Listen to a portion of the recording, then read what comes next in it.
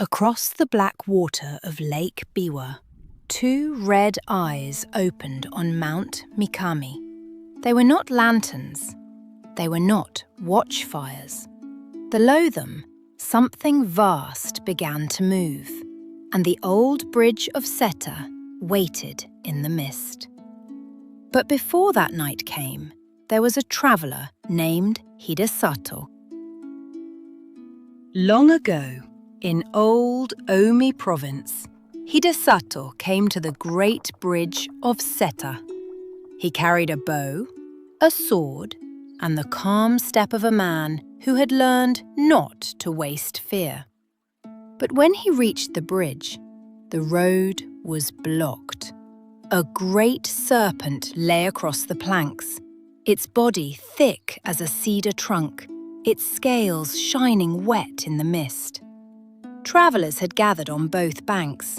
No one dared to pass. Hidesato looked at the serpent, bowed once, and walked straight over its back. That night, as Hidesato rested near the lake, a noble lady in flowing robes appeared before him. Her sleeves shimmered like water, and her eyes held the deep green of the lake. "Brave lord," she said, "I am a daughter of the Dragon Palace.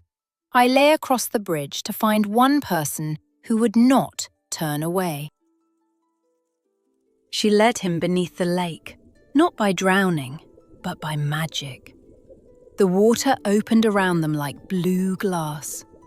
Below Lake Biwa stood the Dragon Palace, with coral pillars, pearl lamps, and roofs that glowed like moonlit shells. Yet no music played there. The palace was waiting in fear. The dragon folk bowed before Hidesato. "For many nights," they said, "a monstrous centipede has come down from Mount Mikami. Its body wraps the mountain. Its eyes burn like lanterns. Its feet shake the shore. Even the dragons cannot face it. Will you help us?" Hidesato asked for no reward. He returned to the bridge at night and stood alone with his bow. The lake was black. The reeds were still. Far across the water, Mount Mikami rose against the stars. Hidesato set 3 arrows beside him and listened to the dark. At midnight, 2 red lights appeared on the mountain. They were not fires. They were eyes. The giant centipede slid down the slope, black and many-legged, its body crossing ridges like a living road. Thunder rolled, though the sky was clear. The lake itself seemed to hold its breath. From the far end of the bridge, Hidesato drew the first arrow to his ear and let it fly. Across the lake, the arrow flashed like a thin white thread and struck the monster's shell. It bounced away like a reed against stone. He sent the second arrow after it. That one failed too. The red eyes kept coming closer. Only 1 arrow remained. 2 broken shafts lay on the bridge planks beside Hidesato's feet. The monster's jaws opened, and its red eyes filled the mist with cruel light. Then Hidesato remembered an old teaching. Even the hardest creature has one small weakness. He lifted the last arrow and touched its point to his lips. With the third arrow, Hidesato breathed a quiet prayer.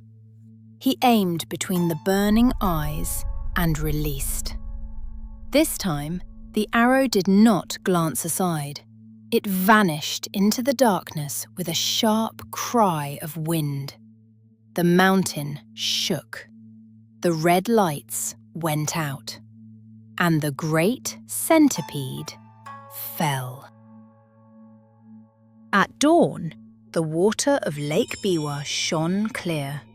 the Dragon Lady returned, no longer pale with fear. She led Hidesato once more to the palace beneath the lake. This time, music flowed through the halls. Lanternfish drifted like stars. The Dragon King himself bowed low before the warrior. The Dragon King offered gifts from the deep places of the world. There was armor bright as wet silver, a sword with a quiet edge, a great bronze bell, and a roll of silk that never seemed to end. Last of all, the servants brought a simple straw rice bag. "This bag," said the Dragon King, "will never be empty while it is used with a generous heart."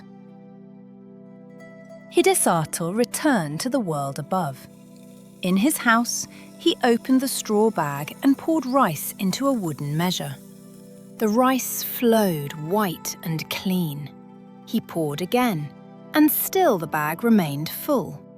When hungry people came to his gate, Hidesato did not hide the miracle. He filled the bowls of children, travelers, widows, and old farmers. The bag grew no lighter.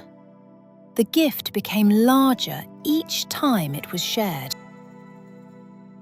The bronze bell was given to a temple, so its voice could travel farther than any one man's house. When it rang across the lake, people said it carried the sound of the Dragon Palace. The sword and armor reminded Hidesato of courage, but the rice bag reminded him of something quieter. Strength becomes a blessing only when it feeds others.